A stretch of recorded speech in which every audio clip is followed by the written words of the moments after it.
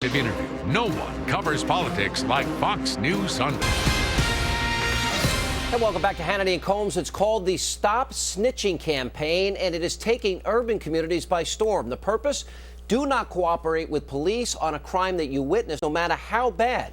And the result is crimes across America are going unsolved. And what makes this movement more disturbing is that this backroom code of silence is being marketed by big corporations and fueled by the rap music industry. Joining us now is Temple University professor of Urban and American Studies, Dr. Marc Lamont Hill. Dr. Hill, welcome back to the program here. So the idea that you would witness even a serial killer and not say anything to police, how widespread is that? I think it's overstated. I mean, what you're referring to, of course, is the rapper Cam'ron's remarks on 60 Minutes the other day.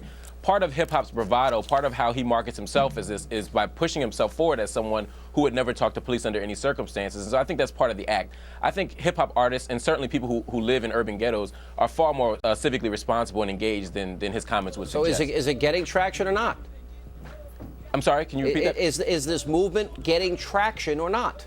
Yeah, I mean, I think it's getting traction, but it's important that we don't locate the beginning of this movement in hip-hop culture. An anti-snitching position is part and parcel of American culture. From the very beginning of American life, people have assumed anti-snitching postures. We could look at Attorney General Gonzalez right now and see that he's taking a stop-snitching position as well. What does that mean? That's not the same thing. We're talking about crimes here against innocent victims. You can't compare that to somebody who defends somebody politically. That's not the same thing.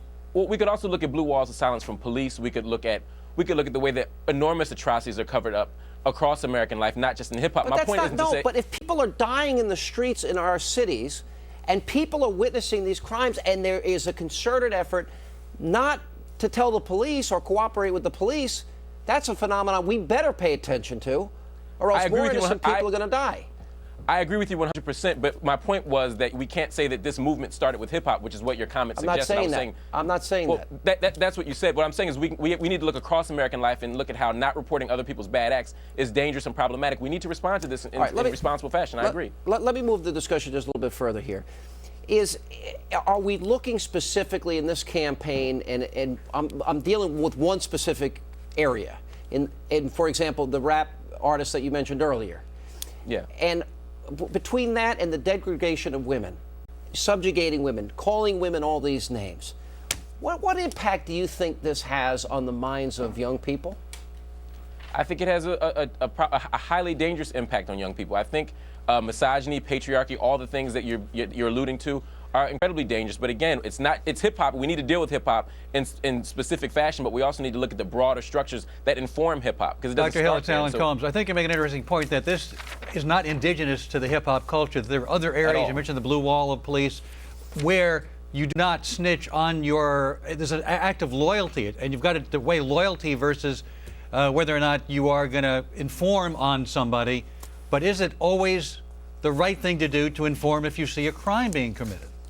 Is it always the right thing to do? I would say I would never speak in absolutes. But if you see someone get shot, if there's a serial killer in 4E, as Cam'ron said, I think you do need to report that. I absolutely agree. But we also need to connect this to people's distrust, historically situated distrust of police forces. There's legitimate suspicion, legitimate wariness of police in terms of their own acts in ghetto neighborhoods. Is there a difference between a snitch and a witness?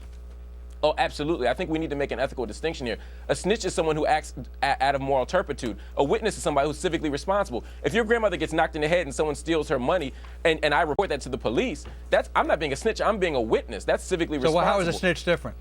Well, I think what the hip-hop industry is responding to when they talk about the snitch is they're talking about people who often report things with bad information, people who report things and they're not motivated by civic responsibility. But for example, Tupac Shakur, who was shot in 96, 97, Notorious B.I.G., and weren't there a lot of people, members of their entourage, who saw it, didn't report anything that took place? Well, we don't know what people know. I don't want to say that the people in their entourage saw it, but we do know that no one's saying anything. We know with Busta Rhymes more recently, when Israel Ramirez was killed, we know that no one said anything. Clearly, people saw that. So that's clearly a stop snitching position that's highly problematic and dangerous. But you can't support those people remaining silent, can you?